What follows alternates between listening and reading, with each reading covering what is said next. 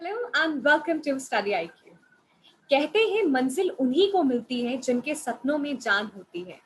पंखों से कुछ नहीं होता, हौसलों से ही उड़ान होती है। और आज जो शख्स हमारे साथ इस इंटरव्यू सेशन में जुड़े हैं, उनके हौसलों में इतनी जान थी, वो तब तक नहीं रुके जब तक उनको उनकी मंजिल मिल नहीं गई। हमें बहुत खुशी है कि आज सुशील सुमन जी हमारे साथ हैं, जिन्होंने आईईएस 2020 एग्जामिनेशन को 45th रैंक के साथ क्लियर किया है और इनकी trade electronics and communication engineering थी। बहुत बहुत बधाई सुशील जी, आपको इतना प्रेस्टिजियस एग्जामिनेशन इतनी अमेजिंग रैंक के साथ आपने क्लियर किया है। You ma'am, thank you so much. First of all thank you so much study IQ की तरफ से जो मुझे इंटरव्यू देने का मौका मिला, इसके लिए मैं बहुत बहुत धन्यवाद देना चाहता हूँ स्टडी आईक्यू चैनल को। और इनफैक्ट मैं स्टडी आईक्यू को मैं दिल से आज सबसे पहले धन्यवाद देना चाहता हूँ, क्योंकि स्टडी आईक्यू वो चैनल है जिसके थ्रू मैंने करंट अफेयर्स पढ़ा है यहाँ पे, है ना। तो करंट अफेयर्स मेरे स्टडी आईक्यू चैनल से ही बने, क्योंकि मेरा सेल्फ प्रिपरेशन था। तो सबसे पहले मैं स्टडी आईक्यू को थैंक यू बोलना चाहूंगा मैं। सही, हमारा सौभाग्य है कि आज आप इस इंटरव्यू सेशन में जुड़े हैं और मुझे पूरा विश्वास है कि आपकी जर्नी बहुत से हमारे एस्पिरेंट हैं उनको इंस्पायर करेगी जिंदगी में कुछ बहुत बड़ा करने के लिए, और तब तक रुकने के लिए नहीं जब तक मंजिल नहीं मिल जाती। तो हमें बहुत खुशी है एक बार फिर। जी ma'am, thank you so much. Sushil ji, हमें पता है अब जो नई आइडेंटिटी आपकी होगी वो एज एन आईईएस ऑफिसर होगी, लेकिन हम आपके बारे में थोड़ा और जानना चाहते हैं। जी मैम, मैं एक रूरल बैकग्राउंड से बिलोंग करता हूँ। और मेरा घर जो है करिहारी गांव, डिस्ट्रिक्ट गिरिडीह, स्टेट झारखंड। मैं झारखंड से बिलोंग करता हूँ, जहाँ पे ऑलरेडी जो है एक हम लोग के गांव में एक माना जाता है कि नहीं, गवर्नमेंट सर्वेंट जो अगर है आप तो भी कुछ आपको वैल्यू मिलेगी। तो एक गवर्नमेंट जॉब का क्रेज हम लोग साइड पहले से ही था। लेकिन मेरा जो बैकग्राउंड था, एक गवर्नमेंट स्कूल से मैं पढ़ा हुआ था। और सरकारी स्कूल से बचपन से लेकर के 10th तक मैं सरकारी में ही रहा। 11th 12th में भी सरकारी। तो 10th क्लास में मैंने अपनी हाई स्कूल टॉप किया था। 364 मार्क्स लाए थे मैंने, 72.8%। और राज धनवार हाई स्कूल का मैं टॉपर था 2004 में। देन 2006 में मैं जो है संत कोलंबस कॉलेज का फोर्थ टॉपर था, जो 1899 का कॉलेज है, बहुत ही पुराना कॉलेज संत कोलंबस कॉलेज। उसका मैं फोर्थ टॉपर रहा, और पूरे झारखंड में मेरी 23 पोजीशंस रही थी 12th में। And then IIT, and after passing through the IIT 2013, I have placed in the Dolcera company। बहुत अच्छा पैकेज था मेरा। लेकिन मेरी ड्रीम थी कि यूपीएससी की इंजीनियरिंग सर्विसेज में मुझे करना है, बट मेरी फैमिली बैकग्राउंड, फाइनेंशियल कंडीशन बहुत अच्छे नहीं थे, बहुत ही इनफैक्ट बहुत ही बुरे थे। तो मैं घर में सबसे बड़ा था, तो मुझे जो है सबसे पहले सपोर्ट करना था, क्योंकि मेरे छोटे भाई बहन थे, उनकी पढ़ाई लिखाई को भी ध्यान में रखना था। इसलिए मैंने जो है जॉब करना स्टार्ट किया। बट मेरी जो पैशंस थी, मैं टीचिंग में बहुत इंटरेस्ट ले रहा था मैं। और 2012 से मेरे ओरिजिन टेक्नोलॉजी के नाम से कोचिंग था रुड़की में, वहां पे मैंने स्टार्टिंग की अपनी जर्नी लाइफ की। और एज ए टीचर मुझे बहुत सफलता मिले। मेरे पास इलेक्ट्रिकल इलेक्ट्रॉनिक्स के 100+ स्टूडेंट्स रहते थे एक छोटी सी जगह पे। और मैंने जो है वहां पे बहुत सारे अच्छे रैंक दिलवाए गेट में। तो एक अच्छा सफलता मुझे मिली, और मैंने सोचा कि चलो मैं पढ़ाते पढ़ाते अपना भी प्रिपरेशन यहाँ से जारी रखूंगा। इसलिए मैंने प्राइवेट सेक्टर को छोड़ दिया मैम। उसके बाद मैंने जो है 2012 से मैं as a teacher, as a freelancer teacher all over India में मैं गेट और इंजीनियरिंग सर्विसेज के लिए पढ़ाता हूँ। और मैंने अपना अटेम्प्ट 2017 के बाद देना शुरू किया। और 2018 में मैंने फाइनल सिलेक्शन तक पहुंचा। अनफॉर्चुनेटली 2 मार्क्स से मेरा फाइनल सिलेक्शन रुक गया। अगेन 2019 में फिर से मैंने पहुंचा, फिर उसी शिद्दत के साथ मेहनत की, और फिर से प्रीलिम्स, फिर से मेंस क्लियर किया। एंड 2019 में फिर से 10 मार्क्स से मेरा रुक गया, दो दो बार मेरा इंटरव्यू रुका मैम। एंड 2020 का मैंने फिर से प्रीलिम्स क्लियर किया, फिर से इंटरव्यू तक पहुंचा। एंड फाइनल सिलेक्शन मैंने जो है 45 रैंक से लेकर के आया हूँ। जबकि मेरे इंटरव्यू में मुझे जितने लोगों का सिलेक्शन हुआ, उसमें सबसे कम मार्क्स मुझे मिले हैं इंटरव्यू में। अगर एवरेज मार्क्स भी मिलते तो मैं टॉप 20 में रैंक होता मेरा। आज हम सर को देख रहे हैं successful with rank 45 in UPSC IES examination, but कहते हैं सफलता इतने आसानी से नहीं आती है और काफ़ी उसके पीछे परिश्रम लगता है, काफ़ी डिटर्मिनेशन, परसिवरेंस और बहुत सारी कंसिस्टेंट क्वालिटीज़ होती हैं। और जैसे सर ने बताया कि बहुत सारी रिस्पॉन्सिबिलिटीज़ थी सर के साथ, और इन सभी रिस्पॉन्सिबिलिटीज़ को साथ लेकर सर ने एक ऐसा मकाम हासिल कर लिया है जो हम सभी के लिए बहुत ही इंस्पिरेशनल है।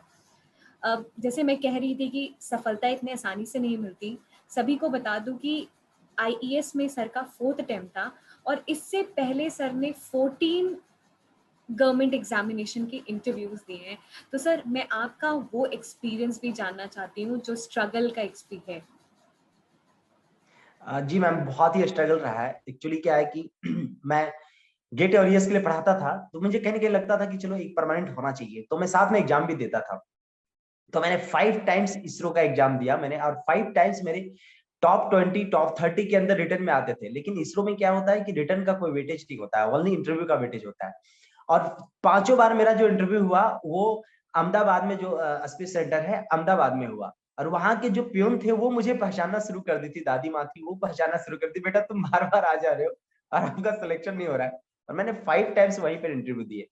2 टाइम्स मैंने बार का इंटरव्यू दिया था, और 1 टाइम्स मैंने बीएचईएल का दिया, 2 टाइम्स बीईएल का दिया मैंने इंटरव्यू। तो इस तरह से मिला के 13 इंटरव्यू, और 2 टाइम्स मेरे नाकामयाबी रहे यूपीएससी का इंजीनियरिंग सर्विसेज का इंटरव्यू। तो टोटल इंटरव्यू मेरे 13 इंटरव्यू मेरे फेल रहे, एंड 14th इंटरव्यू मेरे कामयाब रहे ये 2020 का। तो बहुत लॉन्ग जर्नी रही मेरी, और लेकिन हर एक्सपीरियंस कुछ ना कुछ मुझे सिखाई हमेशा। तो कहते हैं ना कि अगर आप बहुत ज्यादा तपते हैं, तो तब कर इस मेंटेलिटी के साथ निकलते हैं कि आपको किसी भी मोमेंट पे काम करने का मौका मिले किसी भी फील्ड पे, तो आप कर सकते हैं। तो इससे मैं टफ बहुत जरूर बना, लॉन्ग टाइम जर्नी रही, बट मैं टफ बहुत ज्यादा बना। मैं किसी भी हद तक काम कर सकता हूँ, मैं इस तरह से मेंटली प्रिपेयर्ड हूँ। सर ये आपका पॉजिटिव अप्रोच था कि आपने इतनी सारे फेलियर्स के बाद भी आप अपने ड्रीम के लिए लगे रहे, और रिजल्ट हम सभी के सामने है। तो जी जी सभी मैम। दर्शक जो भी देख रहे हैं, अगर आपको कभी असफलता भी मिलती है तो कभी निराश ना हो। सिर्फ सुशील सुमन जी का आप एग्जाम्पल याद कर सकते हैं कि इतनी सारी जिम्मेदारियों का निभाते निभाते अपना ड्रीम उन्होंने पूरा किया, काफी स्ट्रगल रहा है। अब सुशील जी, अब हम आते हैं और बात करते हैं आईईएस एग्जामिनेशन की स्ट्रैटेजी के लिए। जी मैम, इसमें 3 स्टेज, जैसे आपको पता ही है कि प्रीलिम्स होता है, मेंस होता है, इंटरव्यू होता है। तो हर स्टेज में आपको प्रॉपर ढंग से आपको जो है प्रिपेयर करना पड़ता है। प्रीलिम्स स्टेज के बाद काफी टाइम मिलते थे मेंस स्टेज के लिए। तो मैं प्रीलिम्स प्रीलिम्स में मेरे कम मार्क्स रह जाते थे। जो 2 बार मेरे नाकामयाबी हुई उसमें मैं प्रीलिम्स में थोड़ा कम रह जाता था मेरा मार्क्स। मेंस मेरा बहुत अच्छा था। मेंस में देखिए तो हर बार मैंने टॉप 10 टॉप 15 में ही रहा हूँ मैं मेंस में। बहुत अच्छे मार्क्स रहते थे मेरे मेंस में। और इंटरव्यू सेक्शन में मुझे ऑन एन एवरेज 2 साल मिले, बट लास्ट में बहुत कम मिला था। बट इस प्रिपरेशन के स्ट्रेटजी के दौरान मैंने मेरे जो जितने भी फैमिली मेंबर्स थे उन लोग का बहुत ज्यादा साथ रहा, पॉजिटिव अप्रोच रहा बहुत, कि नहीं तुम जरूर कर लोगे। क्योंकि जो भी कुछ मैंने किया था खुद के दम पे किया था। तो मेरे मम्मी पापा को बहुत मेरे ऊपर भरोसा रहता था कि ये कुछ ना कुछ करेगा। क्योंकि मैं शुरू से ही, जब से मैं अर्न करना शुरू किया, तो मैं अपने छोटे भाई है उसको भी इंजीनियरिंग करवाया, मेरी छोटी सिस्टर है उसको भी मेडिकल करवाया मैंने। तो मैंने खुद के दम पे करवाया दोनों को। तो पापा मम्मी मेरे पर बहुत हमेशा से चाहते थे कि ये जरूर कुछ ना कुछ करेगा। और मैंने कोचिंग कभी नहीं ली। सबसे बड़ी बात ये है कि मेरी इस सक्सेस में मैंने कोचिंग कभी नहीं ली, कोई कोचिंग ज्वाइन नहीं किया था मैंने। मैं सेल्फ प्रिपरेशन हमेशा रहा, सेल्फ स्टडी। हाँ, मैंने टेस्टरी ज्वाइन किया जरूर था, लेकिन मैंने कभी कोचिंग नहीं ली, सेल्फ प्रिपरेशन हमेशा रहा मेरा। तो ये जर्नी रही थी मैम। और 2018 में नाकामयाबी के बाद 2019 का जो फेज था, वो मैं जिंदगी भर कभी नहीं भूल सकता। बहुत ही बुरा फेज था। मैं वो थोड़ा सा मैं शेयर करना चाहूंगा अपने फ्रेंड्स के साथ। क्योंकि मैं जो है 2018 में पूरा अस्वस्थ था कि मेरा सिलेक्शन हो रहा है। क्योंकि इंटरव्यू बहुत अच्छा गया था, मेंस मेरा बहुत अच्छा था, मेंस में टॉप 10 में हूं मैं। बट प्रीलिम्स मैंने जस्ट 2-3 मार्क्स से क्वालिफाई किया था। प्रीलिम्स में बहुत ज्यादा मार्क्स नहीं थे मेरे। लेकिन वो 9 नवंबर का रात मैं कभी नहीं भूल सकता। क्योंकि झारखंड और बिहार में सबसे बड़ा हम लोग का पर्व होता है छठ पर्व। और दीपावली के जो है पटाखे बम फूटे, और मेरे लाइफ में 2 दिन के बाद फिर बम फूटे। पटा मतलब दीपावली के 2 दिन के बाद रिजल्ट आया, और उसमें मेरा फाइनल सिलेक्शन में मेरा नाम नहीं था। और उस समय मेरे मम्मी पापा बहुत रोए, मैं भी बहुत रोया। क्योंकि सब हम लोग सेलिब्रेशन के मूड में थे कि सिलेक्शन होगा और सेलिब्रेट करेंगे हम लोग। और मैं जो है दूसरे दिन अपने गांव में जो है किसी को शकल भी नहीं दिखाया। मैं उसी दिन उसी रात मैं भोपाल चला गया, निकल गया, जहाँ पे मैं रह के पढ़ाई करता था। मेरे छोटा भाई वहां रहता था, इसलिए मैं उसके साथ रह के पढ़ाई करता था। तो मैं दूसरे दिन ही निकल गया। मैं दूसरे दिन अपने भाई के पास चला गया भोपाल, क्योंकि वो मेरा बहुत कॉपरेट करता था, मैं उसी के साथ रह के पढ़ता था। तो मैं अपने भाई के साथ चला गया। और वो अगला जो प्रीलिम्स था 2019 का प्रीलिम्स, मात्र 1.5 महीने का टाइम था। और मैंने फिर से अपने आप को मोटिवेट किया कि चलो जो हो गया, चलो फिर से देखते हैं, एक ट्रेनर और मारते हैं। फिर 2019 का मैंने फिर से प्रीलिम्स क्लियर किया, उसके बाद फिर से मेंस क्लियर किया, फिर इंटरव्यू तक पहुंचा। और फिर इंटरव्यू में मुझे रुक गए 10 मार्क्स से। मतलब 2018 भी रुका 2019 भी रुका, और 2019 के रुकने के बाद मुझे उतने दुख नहीं हुए, क्योंकि मैंने 2018 जैसा एक्सपेक्टेशन नहीं रखा था मैंने। फिर 2020 का जो एग्जाम था उसके लिए मैंने बहुत ज्यादा सीरियस होकर प्रिपरेशन एकदम नहीं किया। 2020 का प्रीलिम्स के लिए सीरियस होकर प्रिपरेशन किया। प्रीलिम्स के बाद मेंस, मैंने बोला कि मेंस तो मेरा है, क्योंकि मेंस में मेरा अच्छा मार्क्स हमेशा आता था, तो मैं बोला मेंस मेरा है। फिर मैंने जो है और इसी दौरान मैं जो है एक थोड़ा सा पर्सनल लाइफ भी शेयर करना चाहूंगा।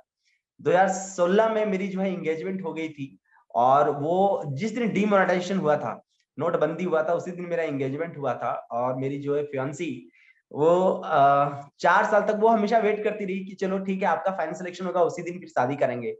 तो जब मैं 2020 का प्रीलिम्स दिया तो सब बोलने लगे कि नहीं आप शादी कर लो, कम से कम जो है 4 साल हो गए, अब शादी कर लो, हो सकता है लड़ी मतलब लेडी लक फैक्टर काम करे। मैं इस सब चीज को मानता नहीं हूँ लेकिन फिर जो है मैंने शादी भी कर लिया फरवरी में। मतलब बहुत दिन हो गया, अब छोड़ो, जो होगा देखा जाएगा। फिर मैंने बहुत ज्यादा पढ़ाई नहीं की मेंस के लिए, फिर भी मेरे मेंस में बहुत अच्छा स्कोर है, और मैंने रिटर्न में टोटल 564 मार्क्स लेके आए हैं, और इंटरव्यू में मुझे सबसे कम मार्क्स मिले हैं, फिर भी मेरे 45 रैंक है। तो 2020 में मैंने इंटरव्यू, मैं जो है ये सोच ही नहीं सकता था कि जो है मैं मतलब हो जाए सिलेक्शन तो हो जाए, नहीं हो तो तब भी कोई दिक्कत नहीं, मैं टीचिंग में खुश हूँ, मैं अपने पैशन में खुश हूँ, यही मान के चला था मैम मैं, और मेरा फाइनल सिलेक्शन हो गया। डेफिनेटली आपकी लेडी लक इस पर काम कर गई और वो उसका रिजल्ट हम सभी को दिख रहा है with your rank 45 in the examination. जी, जी मैम, जी मैम। सुशील जी, हम बात करते हैं, हमने पैटर्न की बात कर ली, अब हम डिफरेंट स्टेजेस की बात करते हैं। तो प्रीलिम्स के लिए क्या स्ट्रैटेजी थी? मैम प्रीलिम्स के लिए मेरी स्ट्रेटेजी थी कि मैं टेक्निकल पोर्शंस पे बहुत ज्यादा फोकस किया था। जैसे 2020 का मेरा प्रीलिम्स का मार्क्स देखिए, तो आउट ऑफ 300 मेरे मार्क्स 197 है, जो बहुत ही गुड मार्क्स है टेक्निकल सेशन में। जीएस वाले पोर्शंस में बहुत सारे टेक्निकल पोर्शंस मैकेनिकल और सिविल का पढ़ना पड़ता है हम लोग को। तो मुझे पता था कि जीएस धोखा दे सकता है बट टेक्निकल धोखा नहीं दे सकता।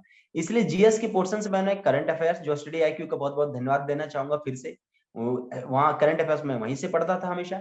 और ये आपका एप्टीट्यूड एंड मैथमेटिक्स, ये पोर्शन मैंने बहुत अच्छा से करके रखा था कि ये सब पोर्शन धोखा नहीं देंगे। तो जीएस में मेरे बहुत अच्छे स्कोर नहीं है, बट फिर भी ऑन एन एवरेज ठीक स्कोर है, 60 मार्क्स आए हैं। ऑन एन एवरेज जो है 70 to 80 मार्क्स बहुत अच्छे मार्क्स होते हैं जीएस में हम लोग के लिए। तो पेपर जिस तरह से आया था, तो ऑन एन एवरेज मेरे 256 257 मार्क्स मेरे प्रीलिम्स में, जो बहुत अच्छे स्कोर थे मेरे प्रीलिम्स में। तो प्रीलिम्स पे मैं कहना चाहूंगा, प्रीलिम्स बहुत अच्छे से फोकस कीजिए, क्योंकि प्रीलिम्स से सबसे पहला स्टेज होता है जिसमें सबसे लोग छटते हैं, तो प्रीलिम्स पे सबसे ज्यादा फोकस होना चाहिए। तो क्योंकि प्रीलिम्स आप क्लियर करेंगे तभी आपको मेंस देने का मौका मिलेगा, तो प्रीलिम्स ज्यादा फोकस रहा मेरा। सुशील जी, हमने ये बात कर ली प्रीलिम्स की, अब हम बात करते हैं मेंस की, जो कि सब्जेक्टिव होता है। तो इसमें दोनों ही पेपर 1 और पेपर 2 की स्ट्रैटेजी की बात करते हैं। जी मैम, पेपर 1 एंड पेपर 2 जो फुली टेक्निकल होते हैं, दोनों आपके 300 मार्क्स के होते हैं। तो पेपर 1 एंड पेपर 2 मेंस की मेरी स्ट्रेटजी ये रहती थी। मेंस में मैं जो है एस एकेडमी का मैं टेस्ट सीरीज ज्वाइन किया था। एक्चुअली क्या है, एस एकेडमी फ्री रखता था टेस्ट सीरीज, तो मैं उसी का टेस्ट सीरीज लिया था तीनों साल मेंस का। तो एस एकेडमी का मैंने टेस्ट सीरीज ज्वाइन किया था। तो एस एकेडमी क्या है कि वो प्राइज रखते थे कि फर्स्ट प्राइज वालों को जो है, अगर मेंस में टेस्ट सीरीज रखते थे, फर्स्ट प्राइज वालों को 2000 मिलेंगे, सेकंड प्राइज वालों को 1500 मिलेंगे। तो इस तरह से रखते थे। तो मैं बोलता था कि चलो पैसे ही जीत लो, कम से कम तैयारी बहुत बढ़िया हो जाएगा। तो इस चक्कर में 2019 का मेंस 2019 का जब मैं मेंस लिख रहा था, उस समय मैं टोटल 17,000 रुपये प्राइज जीता था मैं, 17,000। मतलब हर टेस्ट में मेरे 1 2 3 रैंक रहते थे। तो मैंने 17,000 एस अकेडमी से जीता था मैंने। और तो 2020 में भी मैंने जो है ज्यादा मेंस 2020 में तो खैर ऑनलाइन था, तो उस केसेस में जो है प्राइज थे नहीं। फिर भी मेरा कोशिश रहता था कि 1 to 10 में रैंक हमेशा रहे मेंस में। तो मेंस के स्ट्रेटजी का सबसे अच्छा है कि आप जिस तरह से वो टेस्ट सीरीज ले रहे हैं, उस तरह से आप पढ़ाई करते चले जाए, और कोशिश कीजिए कि टॉप 10 में रैंक आप लाते चले जाए। चाहे आप किसी का भी टेस्ट सीरीज आप ज्वाइन कर सकते हैं, उसमें कोशिश कीजिए कि मेंस में अच्छा रैंक मारते रहे, आपकी प्रॉपर ढंग से तैयारी होती चली जाएगी। और यही स्ट्रेटजी रही थी मेरे मेंस की। सुशील, जो जो स्टूडेंट्स हैं जो अभी कॉलेज में है और आईईएस की टारगेट करते हैं, उनको अभी अपने टेक्निकल सब्जेक्ट्स को किस तरीके से फोकस में रखना चाहिए और किस तरीके से तैयारी एकदम इनिशियल स्टेज से ही शुरू कर देनी चाहिए?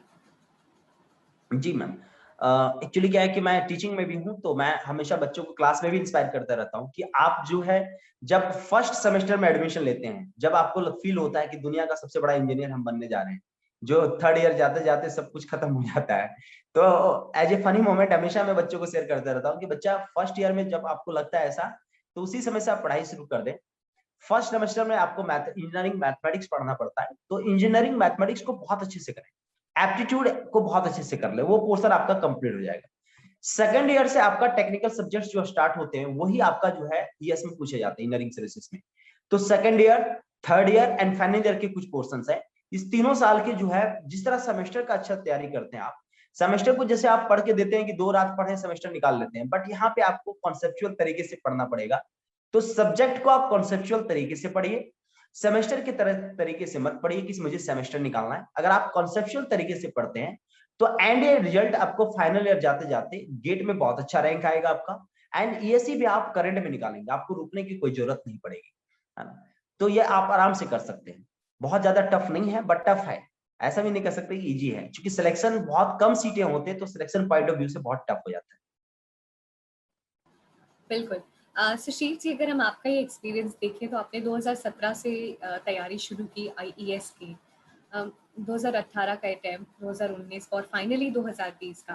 तो किस तरीके से, क्योंकि ये बहुत सारे लोगों की स्टोरी हो सकती है, फेलियर्स मिले हैं, किस तरीके से आपने अपने आप को मोटिवेटेड रखा इस एग्जामिनेशन के लिए?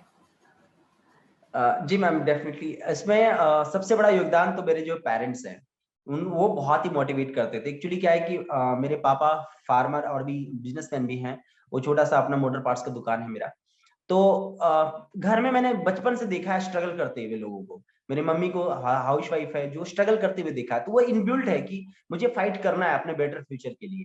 तो एक तो इनबिल्ट क्वालिटी मेरे अंदर वो था कि मुझे जो भी करना है मुझे खुद के दम पे करना है।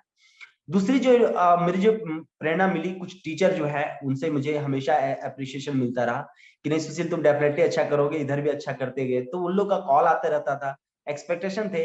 कुछ फ्रेंड्स हैं जिनका एक्सपेक्टेशन हमेशा रहता था, और इसमें से एक मैं बहुत ही मेंशन करना चाहूंगा, सुजीत सर है मेरे, जो 2010 बैच के आईएएस ऑफिसर है, आईटीएस में है न्यू पोस्टेड। वो इतने डाउन टू अर्थ है, मेरे लाइफ चेंजिंग वही किए है, मतलब मेरा लाइफ को वही चेंज किए हैं। वो हमेशा मोटिवेट, वो हर तरह से मुझे सपोर्ट किए हैं, मेंटली सपोर्ट, फाइनेंशियल सपोर्ट, हर तरह के सपोर्ट किए उन्होंने। चाहे इंटरव्यू की प्रिपरेशन के लिए वो मॉक टेस्ट लेना, तो वो हमेशा, दोनों हस्बैंड वाइफ दोनों जॉब में है, दोनों मॉक टेस्ट लेते थे इंटरव्यू के समय, और 3 साल लगातार मेरा मॉक टेस्ट लिए। तो उनका बहुत बड़ा योगदान रहा है मेरे मोटिवेशन में और मतलब मेरी सक्सेस में। दूसरा, मेरी फैमिली मेंबर्स में है, दीदी है, सेनू दीदी है, मेरी फियांसी जो वाइफ आप बोल सकते हैं ना, मेरे father in law, mother in law बहुत बड़ा कॉपरेट, वो हमेशा बोलते थे कि बेटा एक बार सिलेक्शन हो जाए, मैं बड़ा धूमधाम से सेलिब्रेट करेंगे, और वो सेलिब्रेशन मेरा हुआ भी गाँव में ऐसा। तो बड़ा अच्छा लगा कि चलो ठीक है। तो वो मोटिवेशन अंदर से आता था, जब मैं पढ़ नहीं पाता था बहुत ज्यादा देर तक, तो मुझे लगता था कि अगर मैं सिलेक्शन अगर मेरा होगा तो मेरे father in law, mother in law, मेरे मम्मी पापा कितने खुश होंगे और कितना अच्छा सेलिब्रेट करेंगे कि चलो एक गांव से, एक छोटी सी जगह से, जहाँ आसपास का एनवायरनमेंट पढ़ने लिखने का है ही नहीं, जहाँ पे आसपास का एनवायरनमेंट ऐसा है कि वहां से मैं, मतलब समझ में नहीं आता था कि यहाँ से हम कैसे आगे बढ़े। वहां पे लोग पढ़ते लिखते नहीं है, मतलब जो है कुछ अलग काम करने के लिए कुछ अलग कर रहे हैं, बिजनेस कर रहे हैं, पढ़ाई लिखाई के बारे में बहुत ज्यादा लैक पुलिंग होती है वहां पे। तो वैसे इन्वायरमेंट से मैं ऊपर उठ करके और इस मुकाम तक पहुंचना, तो लोगों को वाकई में खुशी हुई थी कि चलो ठीक है। ऐसे मतलब एक होता है, कहावत है मैम, कि घोड़ा जिस जो है वो दौड़ेगा ही, अगर हम उसको थोड़ा सपोर्ट करेंगे वो दौड़ेगा ही, लेकिन रिजल्ट वो होता है जो गधा घोड़ा बन के दौड़े, मेरा ऐसा मानना है। तो मैं जिस इन्वायरमेंट से निकल के आया हूँ, उस इन्वायरमेंट में गवर्नमेंट स्कूल, कोई तरह का साधन नहीं, जो भी करना है खुद से करना है, मुझे आगे बताने वाला कोई नहीं कि आगे क्या करना है, खुद से रास्ता ढूंढना, मेरे लिए बहुत मुश्किल हो गई थी ये चीजें।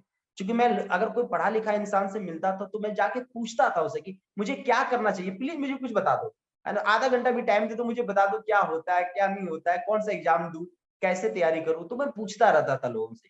तो ये था कि सभी लोगों ने कोऑपरेट किया मुझे, और उसी का ये नतीजा है मैम। सुशील जी, हम बात करते हम बार बार यही मेंशन कर रहे हैं कि बहुत ही इंस्पायरिंग स्टोरी है आपकी, और आईईएस इतना प्रेस्टिजियस एग्जामिनेशन है जिसके रिटर्न आपने लगातार 3 बार क्लियर किया है, तो उसे हैट्रिक बोल सकते हैं। और फाइनल सिलेक्शन आपका 2020 में हुआ। सिलेक्शन रेशियो बहुत कम है, बहुत ही कॉम्पिटिटिव एग्जामिनेशन है और अब तो सीट्स भी कम हो गई हैं। स्टूडेंट्स अपने आप को किस तरीके से मोटिवेटेड रख सकते हैं ये सारे सिनेरियो को ना देखते हुए, और आपने अपने आप को किस तरीके से मोटिवेटेड रखा? जी मैम, मैं बताना चाहूंगा कि मैं थोड़ा सा इसमें एक वाक्य शेयर करना चाहूंगा। जिस दिन रिजल्ट आया, मैं उसके एक दिन पहले फॉर्म भरने के लिए, अब अगर जो फॉर्म निकला हुआ है, लास्ट अटेम्प्ट बचा हुआ था मेरा, तो मैं फॉर्म भरने के लिए जो है बैठ रहा था। फिर मैंने बोला यार चलो कल फॉर्म भरते हैं, और कल रिजल्ट आ गया था 12 अप्रैल को। तो मैंने देखा कि सीट बहुत कम हो गया है, लेकिन फिर मैंने सोचा कि अगर एक सीट भी अगर निकालेगा गवर्नमेंट ना, फिर से फाइट मारूंगा। कम से कम जिंदगी में मुझे ये मकाम न रह जाए, मतलब ये मलाल न रह जाए कि तुमने फाइट नहीं मारा, ताकि मैं अपने आने वाले जनरेशन को ये ना बता पाऊं कि मैं फाइट नहीं मारा।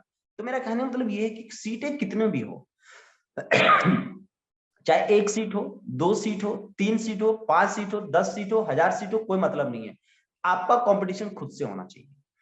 अगर आपने कंपटीशन अपना खुद से बना लिया जिस दिन, उस दिन एक सीट भी रहेगा उसमें आपका सिलेक्शन होगा, मेरी ये गारंटी है। क्योंकि आपने कंपटीशन आपने खुद से बना लिया है। कितना फॉर्म भर रहे हैं, कितने लोग क्या कर रहे हैं, उससे कोई मतलब नहीं है। आप आराम से अपना मोटिवेट होकर के तैयारी करते रहिए। क्योंकि ये लंबी जर्नी होती है, तो हर दिन आपको मोटिवेटेड रहना पड़ेगा। सबसे बड़ी बात ये है कि हर दिन आपको सुबह उठ करके या तो मोटिवेशन लेक्चर देखना पड़ेगा, या तो खुद ब खुद मोटिवेट होना पड़ेगा। तो मेरा ऐसा मानना है कि खुद ब खुद मोटिवेट होकर के लगे रहिए, कभी ना कभी सिलेक्शन जरूर होता है। और मेरी इतनी नाकामयाबी के बाद मैं सिलेक्शन ले सकता हूँ, तो आप लोग तो बहुत पहले अगर उठेंगे तो बहुत पहले सिलेक्शन ले लेंगे, बहुत बड़ी बात नहीं है। सुशील जी, आपने बहुत ही अच्छी बात बोली कि, और सभी दर्शकों को भी यही बोलती हूँ, आपका कंपटीशन आपके साथ है। आपको एक्सटर्नल फैक्टर्स नहीं सोचने हैं, सिर्फ अपने लिए तब तक लड़ना है जब तक मिलना चाहे मंजिल। जी मैम जी। सुशील जी, ऑल्दो आपने पहले भी मेंशन किया कि किस तरीके से स्टडी आईक्यू आपके साथ इस जर्नी में रहा है, बट मैं आप फिर से यही पूछना चाहती हूँ कि किस तरीके से स्टडी आईक्यू की गाइडेंस आपको आपकी जर्नी में रही है?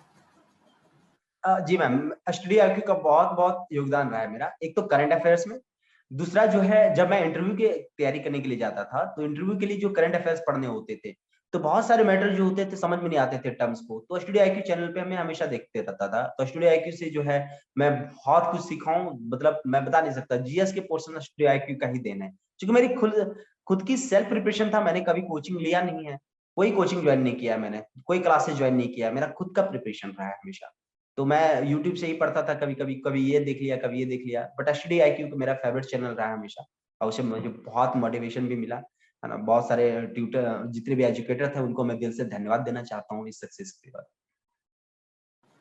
और हमें भी बहुत खुशी है कि हम अगर आपके सक्सेस स्टोरी का हिस्सा बन पाए, तो ये हमारे लिए भी बहुत ही बड़ी बात है और हम बहुत खुश हैं। जी मैम।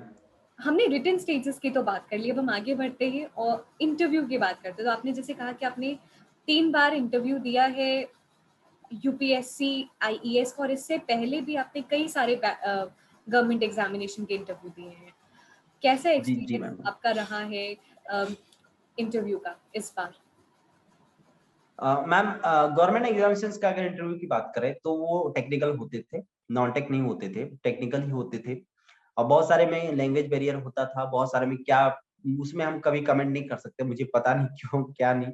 बट रिटर्न में मैं हमेशा फोर्स डाला हूँ, क्योंकि रिटर्न मेरे हाथ में होता था, इंटरव्यू मेरे हाथ में नहीं होता था। तो रिटर्न जो मेरा काम था वो करता था मैं हमेशा। बट मैं यूपीएससी का जब इंजीनियरिंग सर्विसेज का मैं इंटरव्यू देने के लिए गया फर्स्ट टाइम 2018 में, 2018 में, तो मिस्टर एस भोसले सर का जो बोर्ड था मेरा, एस भोसले सर जो है यूपीएससी के चेयरमैन, उनका बोर्ड था मेरा। और बहुत ही कूल एंड काम, इतना इंटरव्यू देने में सबसे अच्छे इंटरव्यूअर मुझे वही लगे, मिस्टर एस भोसले सर।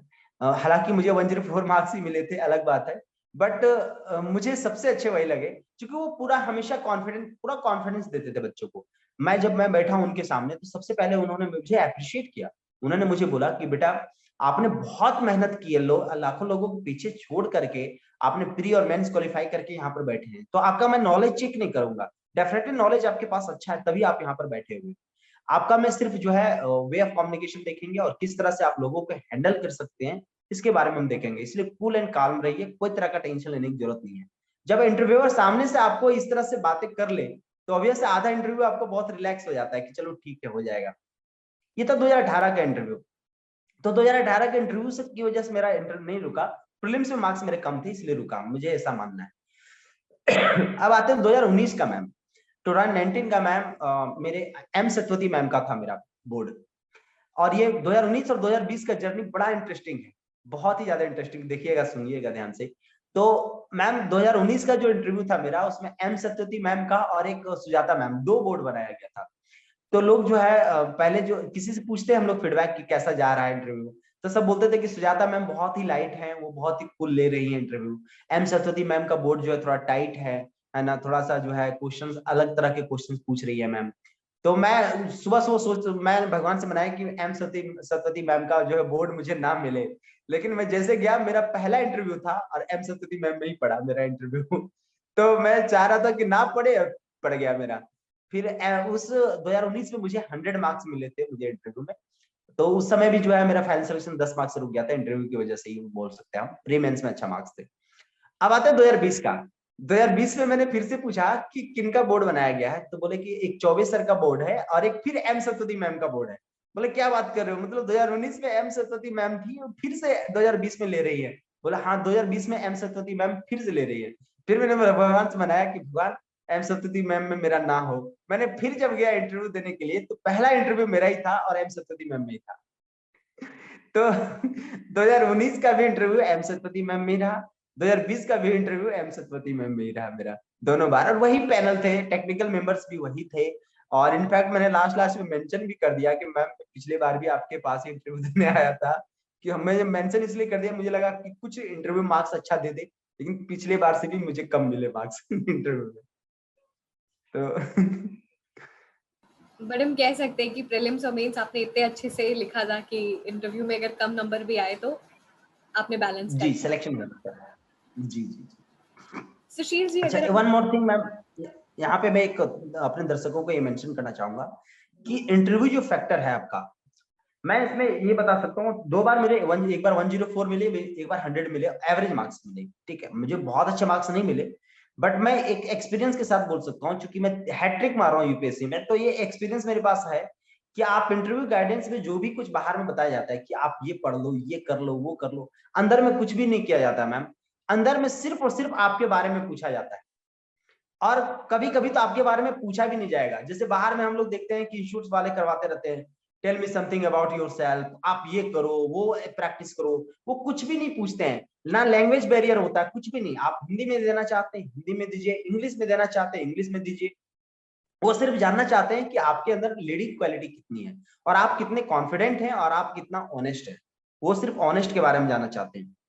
इसलिए बाहर की दुनिया से थोड़ा सा आप टेंशन मुक्त रहें। जो भी आप देना चाहते हैं, इंटरव्यू देने जा रहे हैं, आप अपने बारे में अपना डैप का अच्छे से करके जाए, और अपने डैप को सिर्फ और सिर्फ अपने डैप को ही पढ़ के जाए।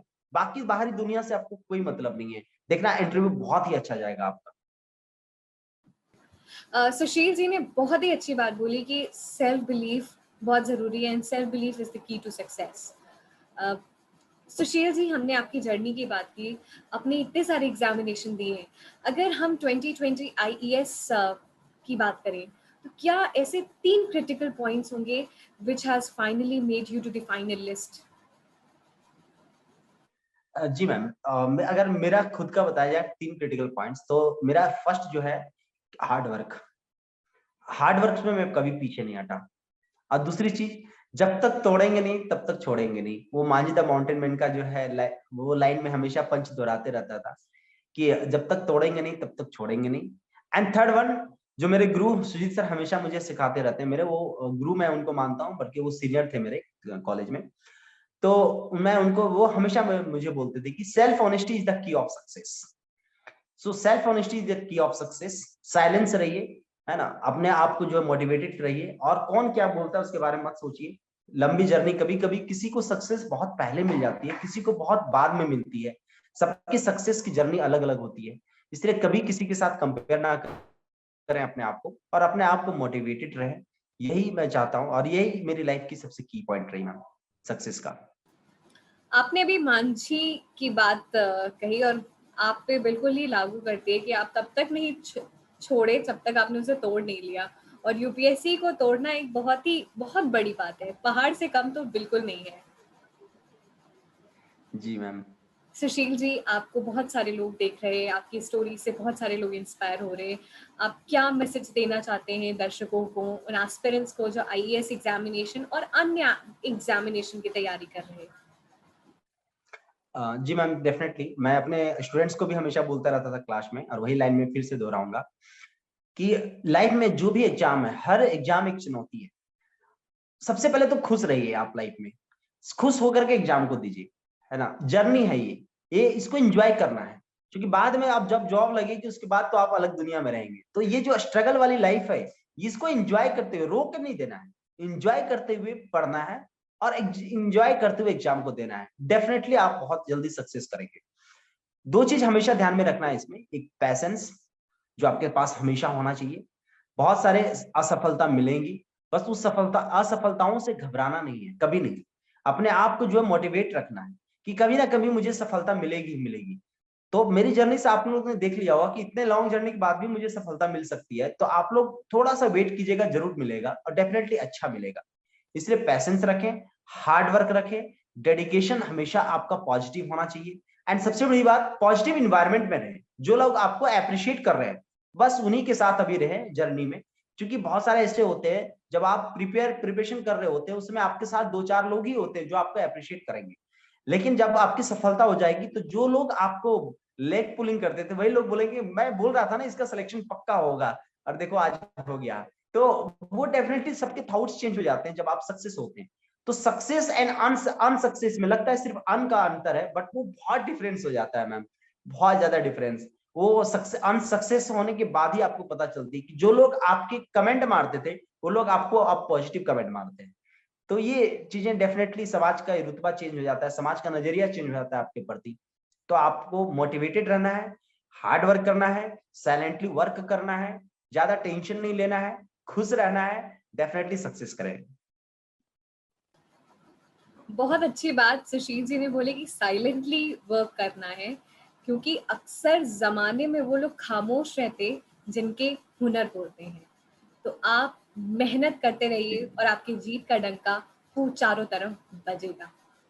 बहुत बहुत धन्यवाद जी सुशील हाँ। जी, हमारे साथ जुड़ने के लिए, अपनी जर्नी शेयर करने के लिए। और मुझे लगता है जितने भी दर्शक आपकी इस स्टोरी को सुन रहे हैं, आपकी इस जर्नी को सुने, वो बहुत इंस्पायर होंगे कि किस तरीके से मैटर नहीं करता हम कौन से बैकग्राउंड से आ रहे हैं, अल्टीमेटली जीत ही एक सपना होना चाहिए। और आपका सपना था जीत, जिसे आपने पूरा किया। बहुत बहुत धन्यवाद Sushil ji. Thank you ma'am, thank you so much, thank you, thank you study.